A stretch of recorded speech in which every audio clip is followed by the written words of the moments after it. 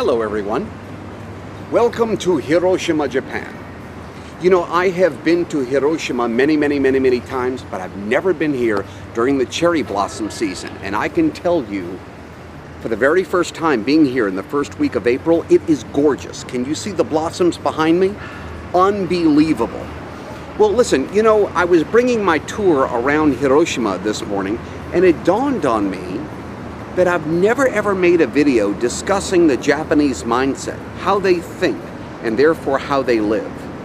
I mean, honestly, if you've never been to Japan, or you're coming to Japan for the second, third time, and you don't understand how they think, you're missing out. It helps you absorb the Japanese culture even more. So let's do that in this video. I'm going to entitle this video, How the Japanese Think, the Japanese Mindset. When I provide tours to this incredible land, I always notice the amazed facial expressions of my tour members.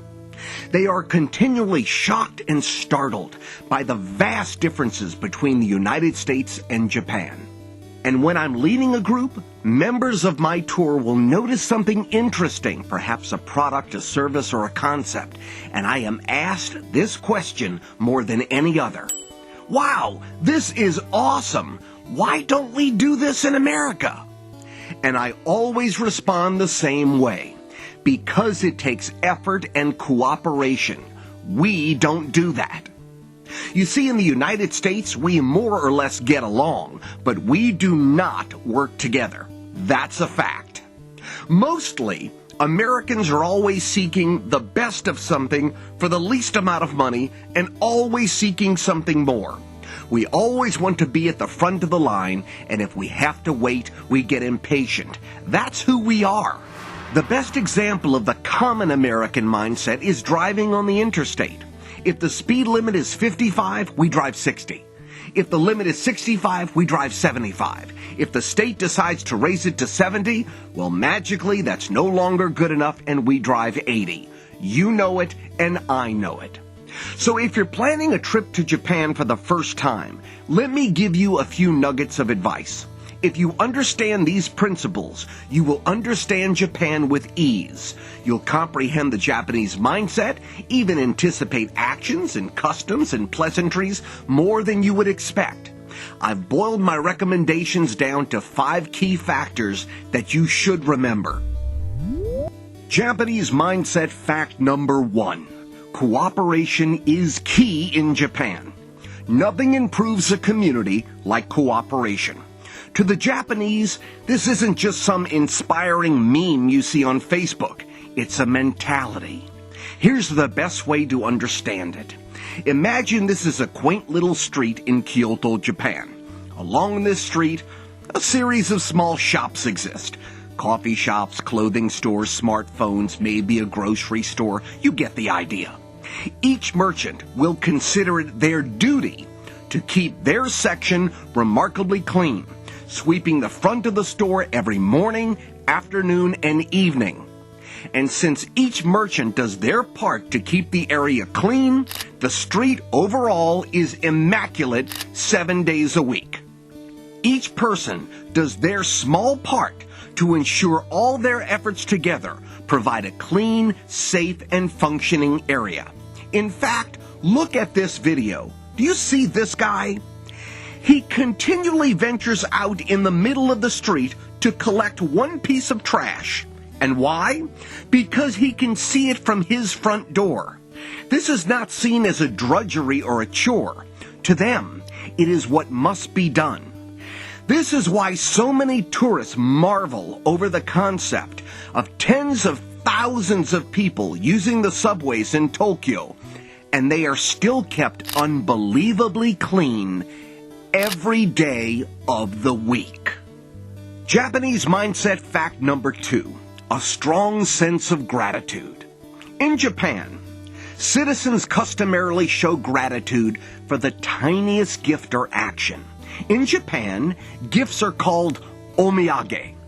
If you're visiting someone, you bring a small gift, just a tiny token of kindness. When they visit you, they'll provide a small gift to you. When you meet each other, you smile and bow. When you depart, you smile and bow.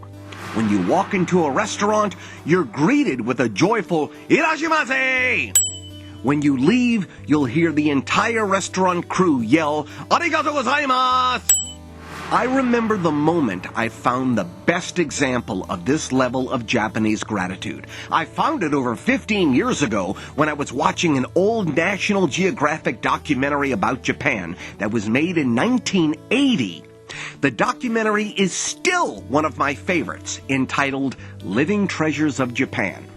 In the film, Utaemon Nakamura was a famous kabuki performer. He and his family were honored by the Emperor of Japan as living treasures.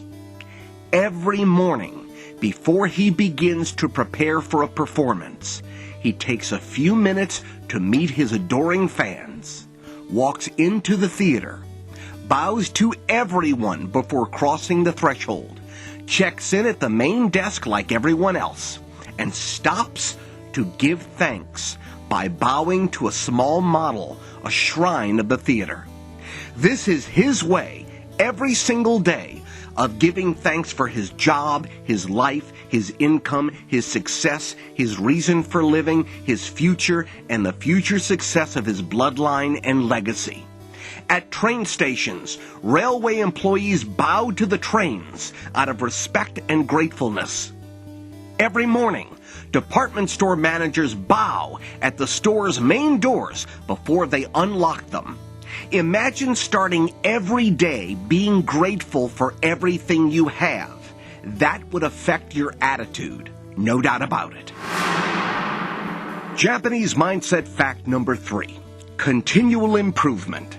To be honest, this is my favorite aspect of the Japanese culture. The Japanese are always eager to find a way to improve a process, their company, their community, or their personal interest. If a guy or gal works for a company with a traditional Japanese mindset, they will continually strive to improve everything, and they are never done. They'll find a way to make a customer even happier. They'll discuss a new process to reduce a cost or alter a product that truly benefits the customer even more. And this is important to remember. You're never done optimizing, ever. As you know, the Japanese people were virtually decimated in World War II, utterly annihilated, practically wiped off the planet. And 40 years later, in the 1980s, they were considered one of the strongest economic powers in history. Even today, they are number 3 in the world. This was an unprecedented path of growth and progress in just 4 decades. That kind of comeback occurs from one basic philosophy. You are never, ever finished improving something. In Japan, this is called Kaizen. Just hop on Google and type in Kaizen. There will be more than enough videos on YouTube and books on Amazon.com to keep you researching for days. And one company that made Kaizen a cornerstone of their entire corporate mentality? Toyota. They work together to ensure quality is provided while every team member has their task to perform. When I was in Hiroshima guiding a tour group, I watched 3 groundskeepers working together to safely trim the grass, non-stop. No need for stopping or waiting for crowds to die down. One worker cut the grass. One worker shielded the tourist with a large green covering, and one worker was there to ensure that safety was job 1 while verifying the quality of the work. One person trimmed the grass, one person ensured the safety of all the passers-by, and one person verified the job was being done right. This allows one man to work non-stop while there's no fear of anyone getting dirty or injured while the quality was being inspected at all times. You know as well as I do that is not how it works in the United States. Japanese mindset factor number 4. They strive to encourage participation. Although I might be wrong, this is the aspect that most tourists recognize first. The Japanese truly work very hard to keep their citizens engaged in their community.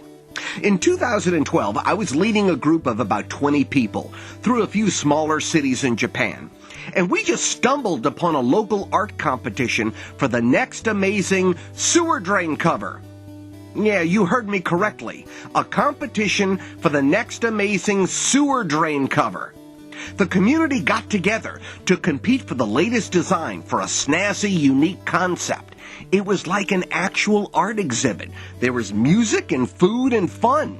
The winner was chosen, and it was her honor to have her artwork as the official design for the city's sewer drains. And in 3 years, there will be a new competition and someone else's design will be chosen. Sewer drains from the previous years are donated to other Japanese cities that need a little help keeping their city attractive at no cost. The community gets involved, they celebrate their creativity, they encourage participation, and it's obvious that the community appreciates it. Everyone wins. Honestly, when I walk through any other city in the world, I never look at sewer drains the same way. And this is the final factor of the Japanese mindset. Number 5. Perfection is never attained, but beauty and joy can be created everywhere. This is seen by the beautiful gardens that are built on the top of skyscrapers in Tokyo and Osaka, or the art of kintsugi, the act of repairing broken pottery so it becomes something truly appreciated. One person told me, kintsugi is never about striving for perfection. Instead, it's the art of precious scars. I love that. Here's a good example of Japan's quest to make anything simple, beautiful, and joyful. In the United States, when you see road construction, it's usually an area surrounded by orange safety cones. But in Japan, they use their creativity and design a wide variety of fun, adorable, and comical construction fencing. They're well made, durable, provide a suitable safety zone, and definitely catch your eye. And here's the amazing part. They'll even make you smile. The same plastic and application is used for orange safety cones, but these are made with a totally different mindset. At a common construction site, you'll find the Japanese striving to find beauty and joy. These are the 5 factors of the Japanese mentality, and combined together create an extraordinary land. The people, the philosophy, the dedication to its fellow citizens. It's a hallmark to their mindset, celebrating the beauty of their culture while appreciating the past. It all works together. And it goes without saying that there are exceptions to the rule. You won't find everyone behaving exactly the same. But this video pretty much sums up the Japanese mindset in a nutshell. Listen, as always, we provide helpful links and information below this video. And then, as you already know, there's the Contact Us button. Click on it. You can contact me or my staff directly. For JourneyToJapan.com, in beautiful Hiroshima, Japan, during the cherry blossom season, I'm Carl Rosa. Thank you for watching.